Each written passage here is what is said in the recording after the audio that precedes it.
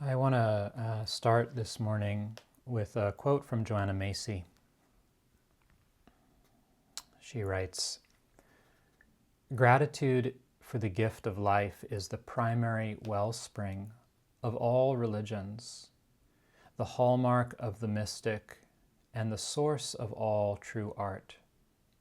Yet we so easily take this gift for granted. That is why so many spiritual traditions begin with thanksgiving, to remind us that for all our woes and worries, our existence itself is an unearned benefaction which we could never of ourselves create." Gratitude for the gift of life.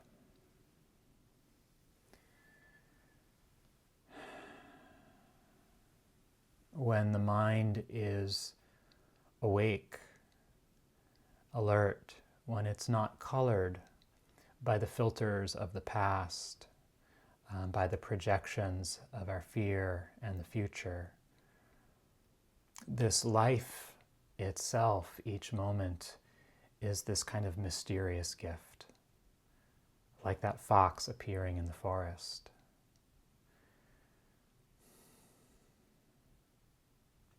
And so we are living through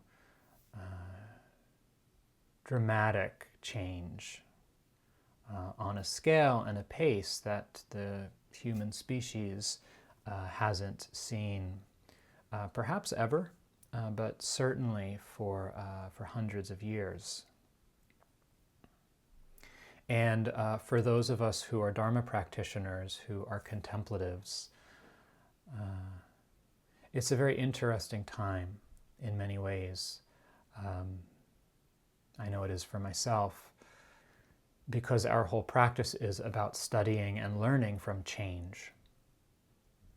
Right? The Dharma, that word Dharma means nature, the way things are, the natural order.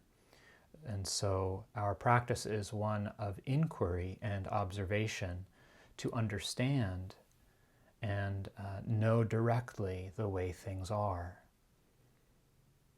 and to begin to see for ourselves with our own eyes, to know and touch with our own hearts and bodies the very deep truth of impermanence, uncertainty, that everything's temporary, that nothing is solid. And so this is kind of one of the core aims of this practice. And so here we are living in a time where that is being revealed to us and shown to us in spades every day, the amount of changes that are happening.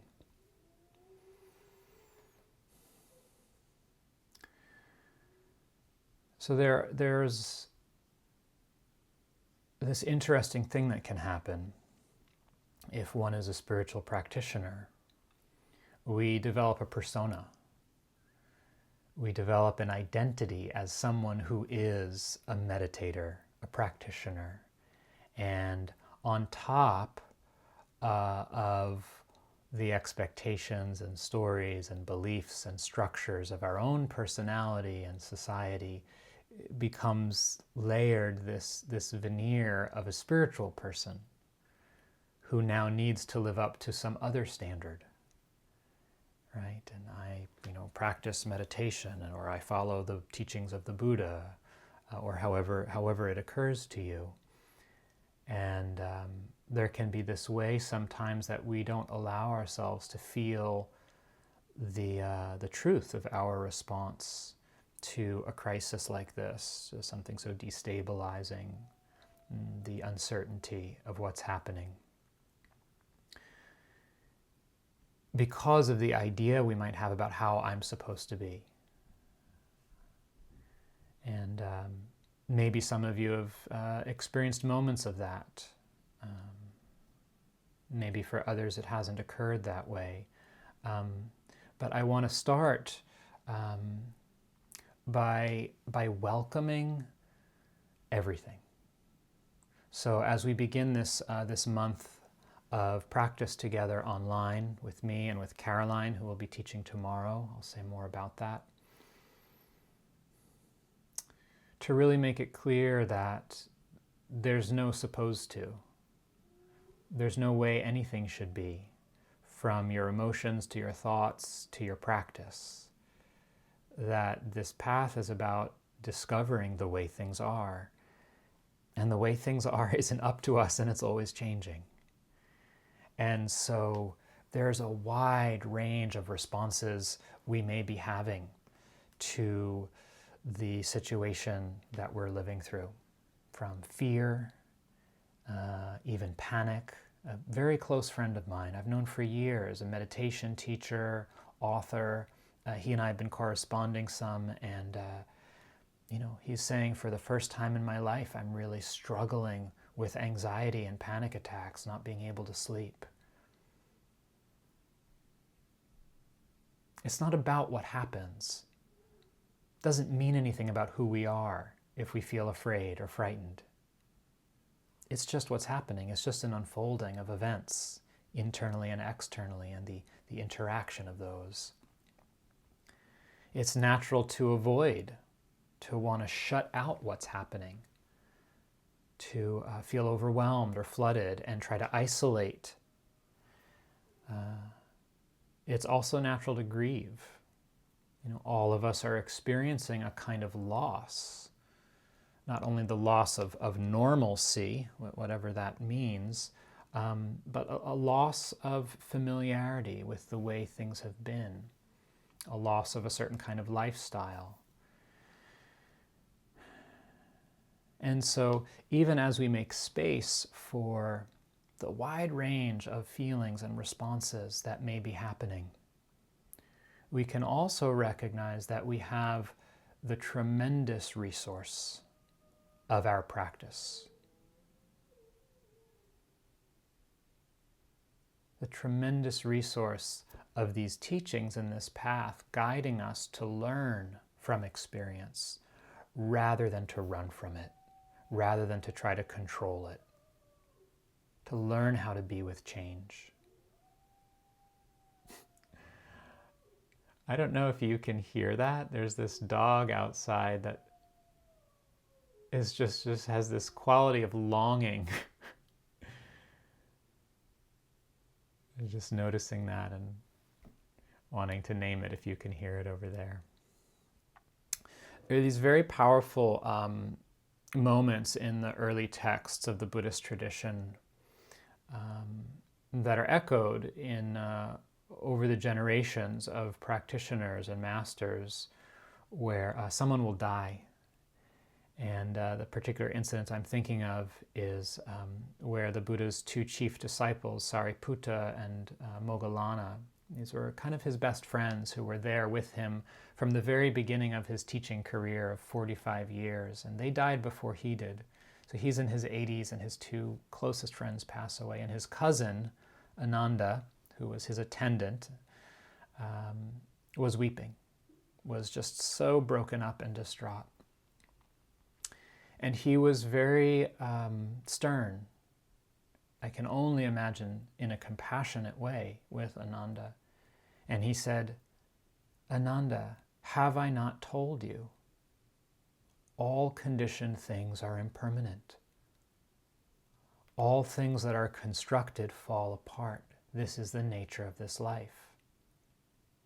So there's this way when we experience dramatic and sudden changes that there can be this disbelief at the change, at the scale, at the pace. And yet if we look closely, we realize, no, it's always been this way. What's happening is that the nature of things is being revealed to us. The veil has been lifted. The veil of permanence, the veil of continuity, the veil of stability that's created by the mind. This very powerful process that consciousness engages in to create a sense of continuity and stability in a world that is continually a flood of change.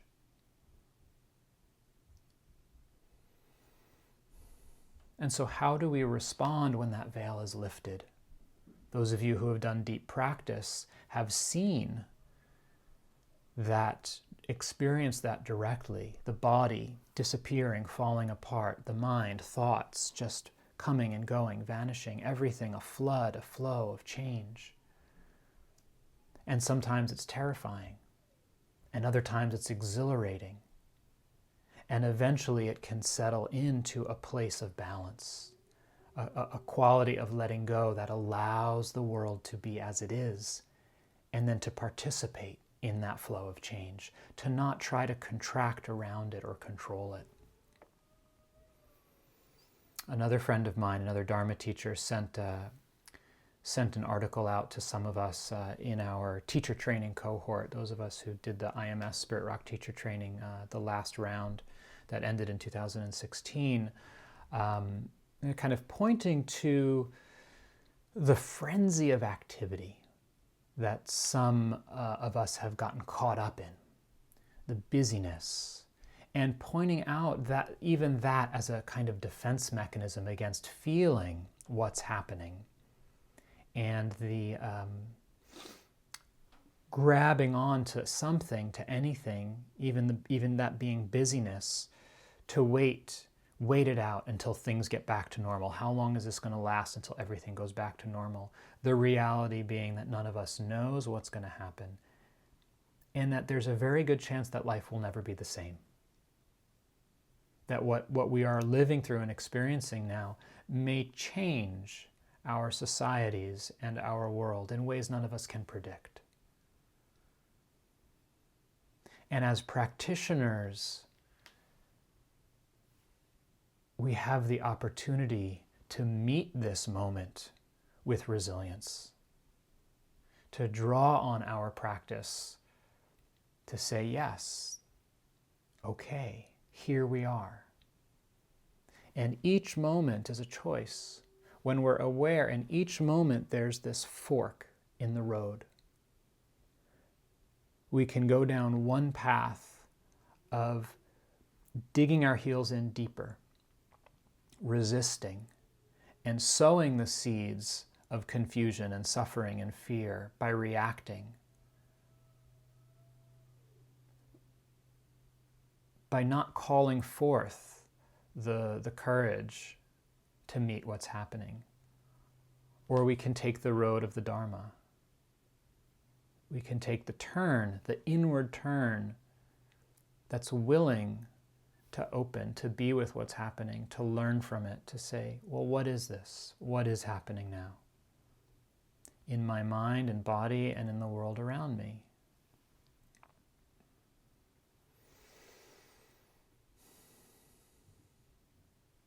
So we have this incredible opportunity this next month together to practice formally with meditation, but also to practice with our life, with the circumstances that we're living with, and to use this opportunity not to retreat in fear or numbness, but to bring forth our best qualities, to actually use this to call forth the goodness and the potential in our hearts. And again, that doesn't mean not feeling afraid or worried or panicked or overwhelmed sometimes. It means using everything, turning towards and including everything as part of the path and part of the practice. So I want to say just a few words about the structure and flow of what we'll be offering this month. And then offer maybe a few more reflections, some framing for how you might think about this time and this practice. So Caroline Jones, who's the resident teacher at the Forest Refuge, and I will be doing this in kind of a tag team fashion. I'll be teaching on Mondays, Tuesdays, and Wednesdays, every morning at 8 a.m. California time, 11 o'clock a.m. on the East Coast. On Mondays, I'll give a short teaching with a guided meditation. On Tuesdays, I'll give a Dharma talk, short, maybe half an hour. And then on Wednesday mornings, we'll have an open Q&A. So you can tune in, ask questions about your practice, about any of the teachings that Caroline or I have been giving over the course of the week. Thursdays, Caroline will give a talk, and on Thursdays, Caroline will do another guided meditation with a short reflection, and on Fridays, Caroline will give a talk. On the weekends, there's nothing. All of the information for this is on the retreat page for the Forest Refuge. My offerings are also listed on my website. Because of our different locations and comfort levels with online teaching, my offerings are going to be streamed live, and there's a Zoom link for the Monday and Tuesday offerings, and a different one for Wednesday since it's interactive. Caroline's offerings will be posted on Dharma Seed on Thursday and Friday.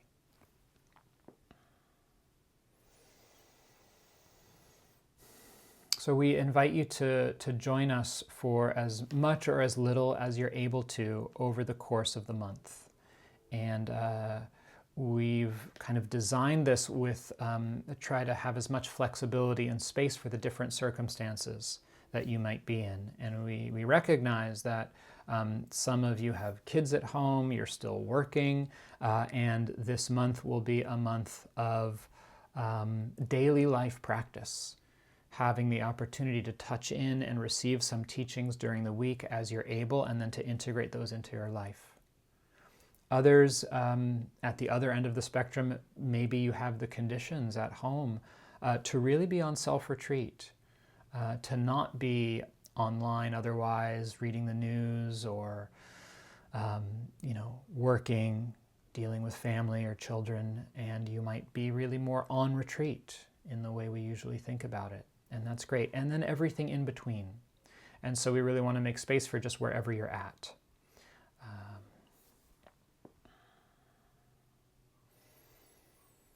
In some ways, I want to suggest and to offer that you can see this time that we spend together each day in the mornings with me, Monday, Tuesdays, and Wednesdays, and later in the day for Caroline with her talks on Dharma Seed, as an opportunity to slow down, as an opportunity to touch into a quality of presence and rest that's nourishing, and to practice the capacity to be with life just one moment at a time. To learn how to attend to this flow of experience and to handle whatever's coming. Thoughts, emotions, sensations, memories, fears, projections, all of it.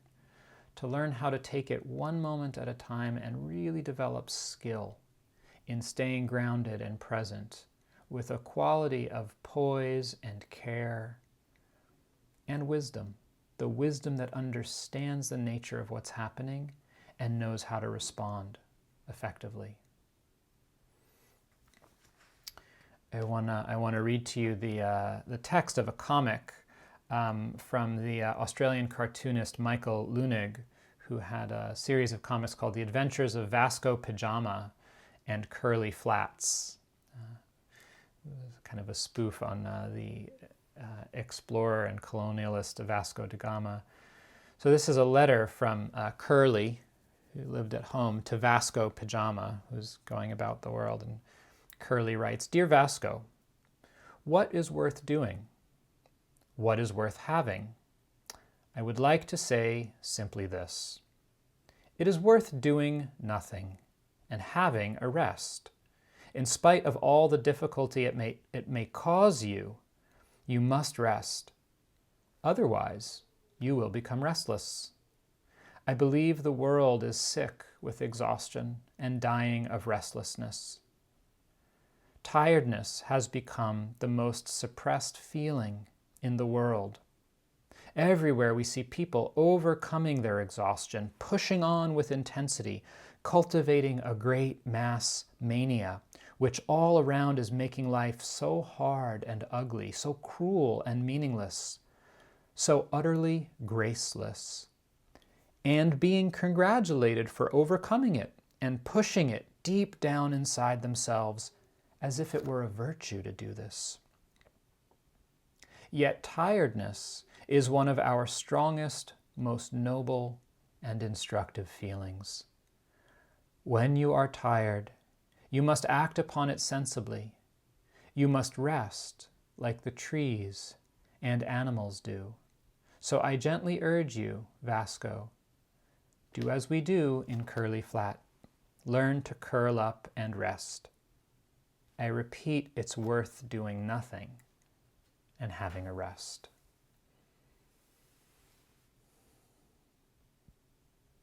So one way of looking at our practice, the shamatha aspect of our practice, the calming, the abiding, the concentration and collecting part of our practice is as resting.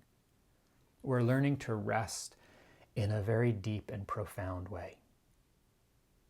And as I was referring to before, one of the tendencies in response to the crisis we're living through is to amp up even more, right? To kick into high gear and just keep going faster as an attempt to avoid the discomfort, the uncertainty, the fear, the grief of what's happening. Whether that's about the changes we're seeing in our country or our world, economically or otherwise, whether it's about the grief and the pain of a loved one who is sick or alone, or so many other things we may be responding to. Those who are living through this crisis without the resources to handle it, without a home, without adequate space or food or medical resources. But to be able to open the heart and actually participate in what's needed in our world, there needs to be a ground of resilience and resource. And that starts with our capacity to rest, to step back and unplug. So one of the questions that I invite you to consider is, what's it like to slow down? What's it like to learn how to allow the mind to come to stillness? Instead of continuing to push to go faster. So in the meditations we'll be doing, one of the things I'll be emphasizing, particularly this first week, is that capacity to hold the mind and the body with a quality of gentle firmness and love, and within that steady holding to allow things to rest, to slow down.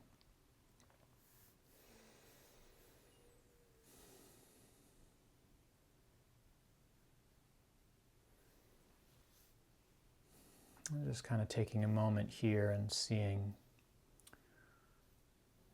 what else I want to emphasize about this. We've talked about making space for what is, for welcoming however you're doing. Talk about resting, slowing down. I think the other thing I want to emphasize is the gratitude, what we started with. And not just gratitude, but just the sense of nourishment. So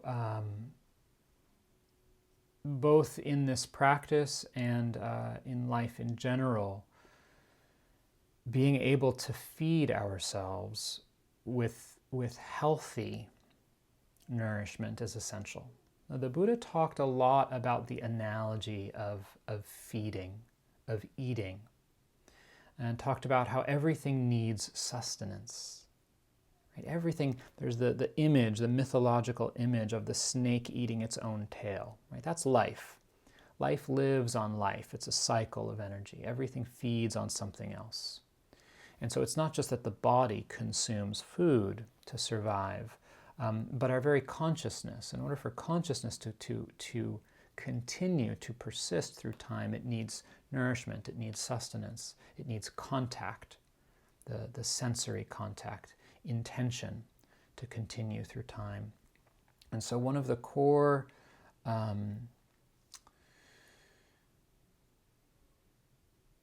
disciplines of Dharma practitioners, one of the core instructions that the Buddha gave us is to start to pay more attention to what we consume. How are you nourishing your mind and body? What are you taking in? Because what we take in creates the quality of our life.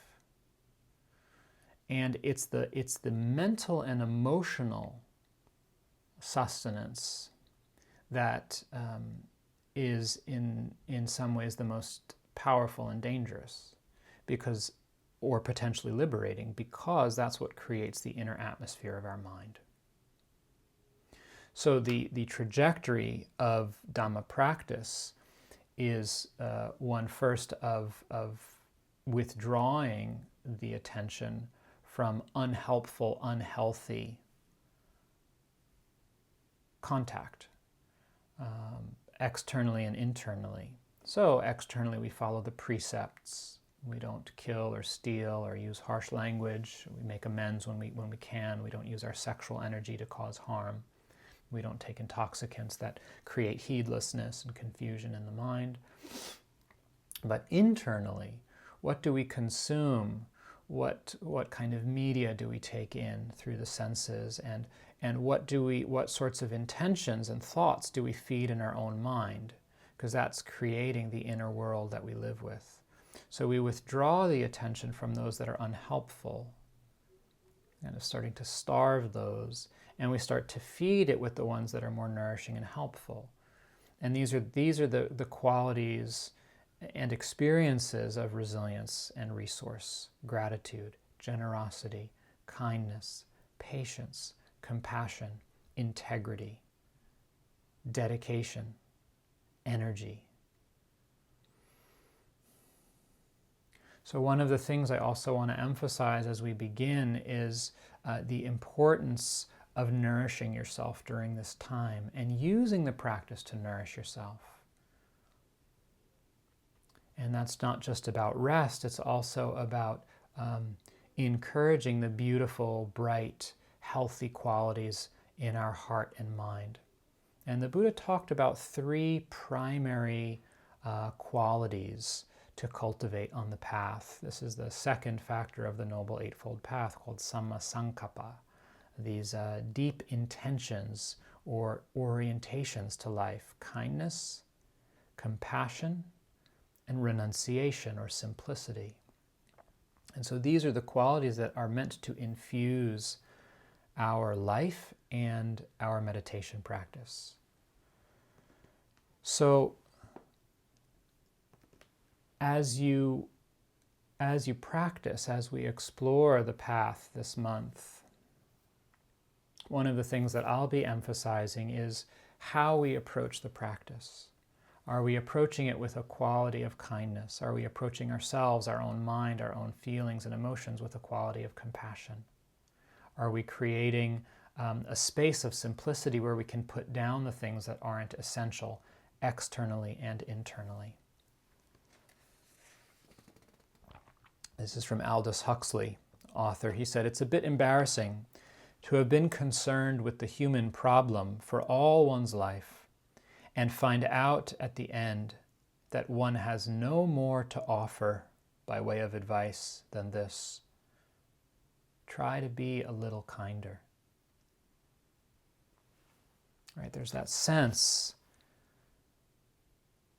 of the fundamental, essential requirement of kindness if we're going to get through this life without so much unnecessary suffering.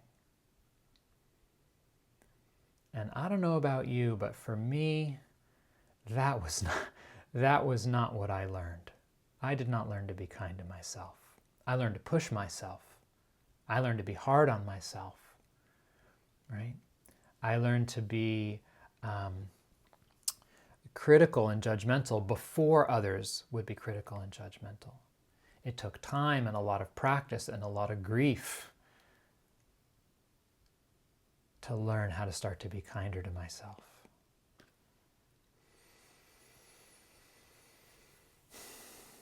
So over the course of this month, there are many different ways to use these offerings that we are providing. And I want to just talk about a few of those. I've kind of sketched out a little bit about sort of the qualities, the inner essence of what some of what we'll be offering. This first part of kind of resting, nourishing, qualities of kindness. What's the form? What's the structure? So, when you go on a silent meditation retreat, you've got a schedule, you have the teachers or people cooking food for you. Well, all of us are at home. We're not on a retreat somewhere. So we need to look at other structures. So one very powerful teaching that I've heard from different teachers and different traditions in different ways can be summarized with this one phrase: make your life your monastery. And one of my first teachers said, life is your best teacher. Allow life to be your teacher. So our life is our retreat right now. Wherever you are, whatever's happening, whatever your conditions are, economically, financially, residentially, family-wise, health-wise, that's your retreat. That's your structure, if we turn towards it, if we use it in that way. Now, in addition to that, there are other structures, other supports that we can draw on to help us remember that whatever's happening is the curriculum that we have to learn from. So sitting every day or doing formal practice. We say sitting, we mean formal practice. Sit, walk, recline, stand. Take the time that you can. If it's 5 minutes, great. If it's half an hour, great. If it's an hour, great.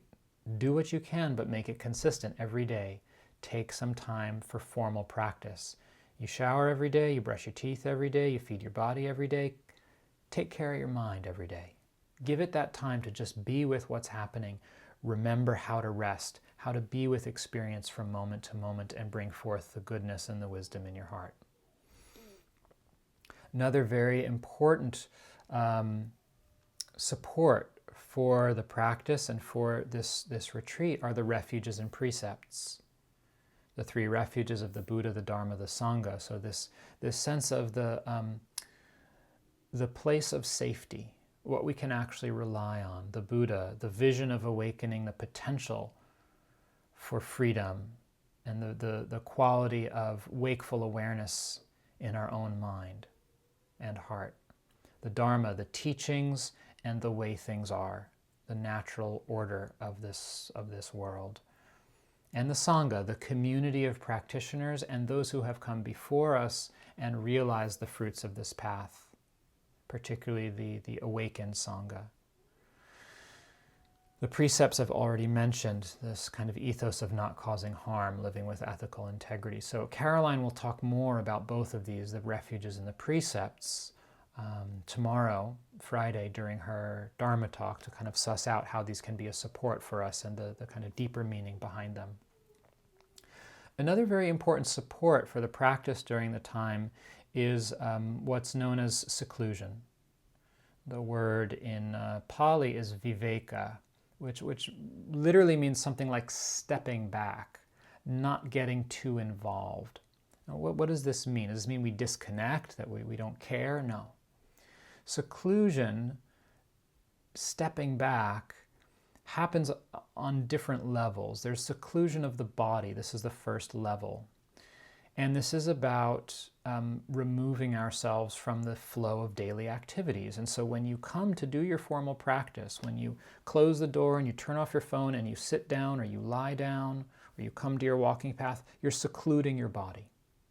You are disengaging from the ordinary flow of activities and the busyness of life and the notifications and the demands, and you're saying, for this period of time, this is sacred time, and this is time for learning and healing and awakening. This is a seclusion of the body. It leads to a kind of silence, a kind of stillness of the body if taken to its fullness. Then there's the seclusion, the disengagement, the non-involvement, the stepping back of the mind and the heart, called chitta viveka, Now this is a more subtle kind of quieting. So it's very easy to turn off your phone and close the door and sit down somewhere and not move for a little bit. Sometimes it's not so easy, given our life circumstances. If you've got a screaming 2-year-old or pets to feed, it can be a little bit harder to disengage. But what I'm talking about is the actual act of it is something we can do voluntarily, and then it's done. Much more complicated is stepping back and disengaging from the incessant activity of the mind and the heart. The planning, the thinking, the projecting, the anxiety, the fear, the remembering, the longing, the confusion, the self-judgment, the self-doubt, the wondering. All of that incessant kind of jitteriness in the heart. How do we start to allow that to settle?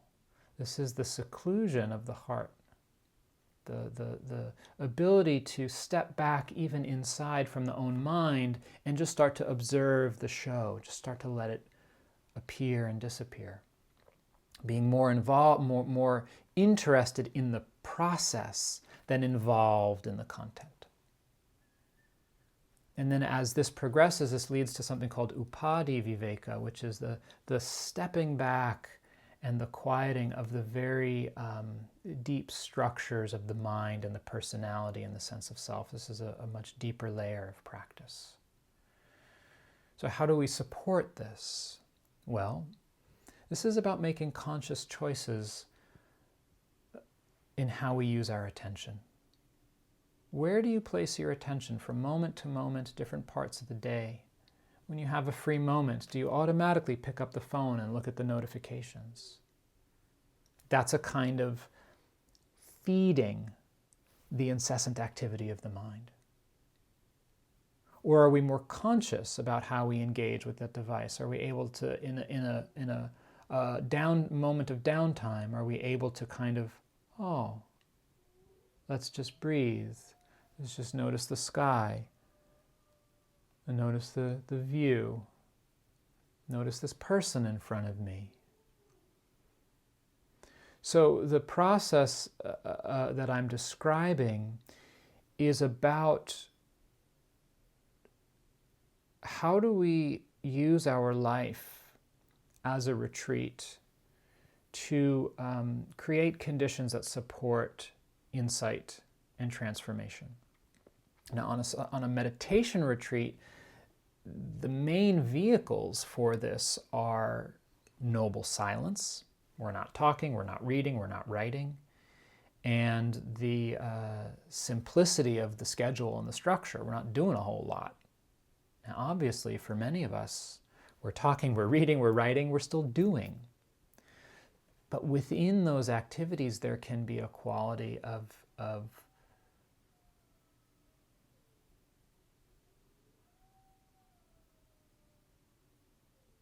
presence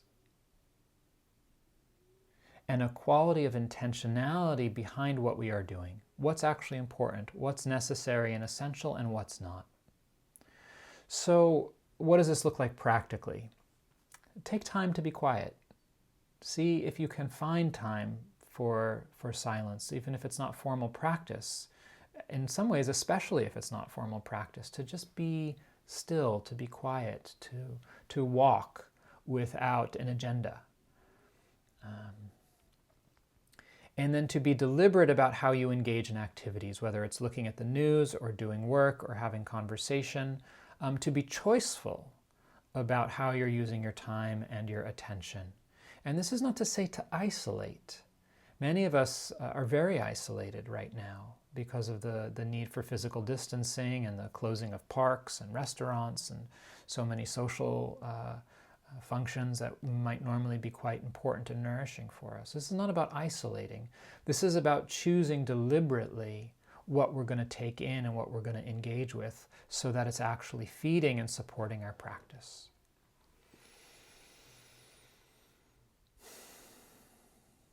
I think the last thing I want to offer this morning is the invitation to reflect on your intention.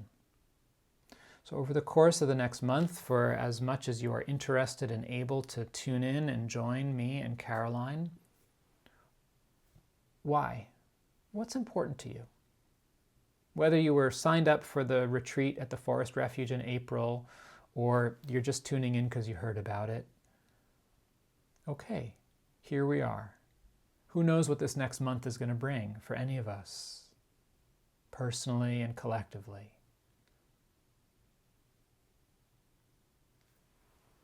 Set your course. If we don't choose our course, it will be chosen for us, either by habit or by society. What's your North Star? What's your intention here? What's this about for you? What do you want to cultivate? What do you want to strengthen?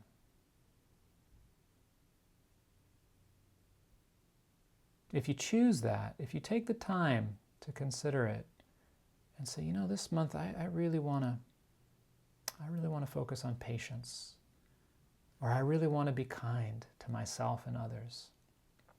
I really want to be honest. Enough of this, pretending to myself and to others that I'm okay, or whatever it is. I want to be real. I want to be real with myself, ruthlessly real and honest.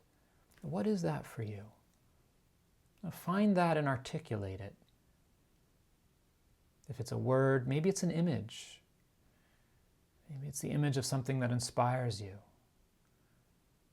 But find that and get a representation for it. Write the word down on an index card and put it on your desk or on your altar. Or go outside and find a stone or a branch or a pine cone, something that represents it for you, and place that somewhere where you'll see it every day.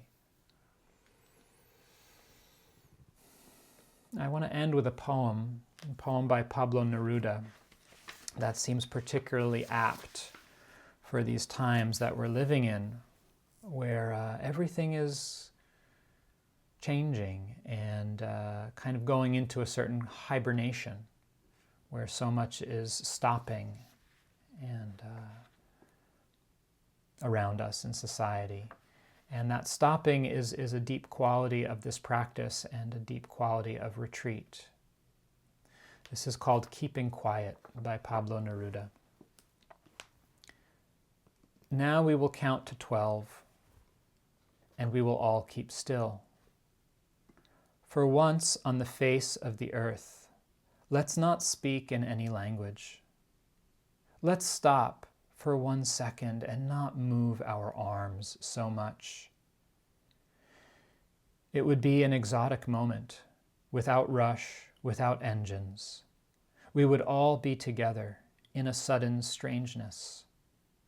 Fishermen in the cold sea would not harm whales, and the man gathering salt would not look at his hurt hands. Those who prepare green wars, wars with gas, wars with fire, victories with no survivors, would put on clean clothes and walk about with their brothers in the shade, doing nothing.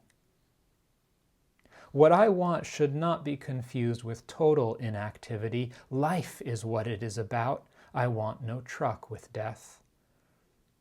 If we were not so single-minded about keeping our lives moving and for once could do nothing, perhaps a huge silence might interrupt this sadness of never understanding ourselves and of threatening ourselves with death.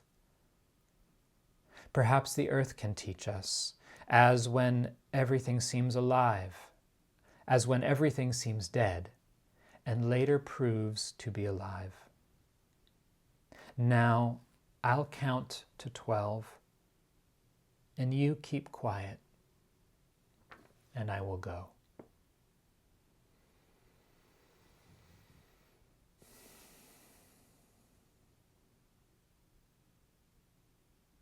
So, as we begin this month of practice together, and as our world continues to kind of become unhinged, this is an exotic moment like Pablo Neruda dreamed of, where things can settle and be quiet.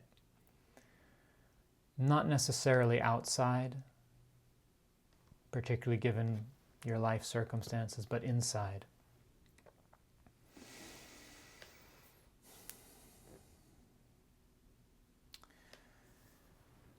So thank you so much, everyone, for tuning in. I see there's a few questions in the chat there. These sessions will be posted on my YouTube page. There will be and my Facebook page. My sessions can be seen there, and those links will be on my website. You can look up any of the quotes that I said online. Just Google them, and you should be able to find them. All right, thanks so much, everyone. I wish you well. Caroline will be offering a talk tomorrow. It can be found on Dharma Seed, and I'll be back on Monday morning at this time with a short reflection and a guided meditation. All right, lots of love. Take care. Look forward to seeing you again.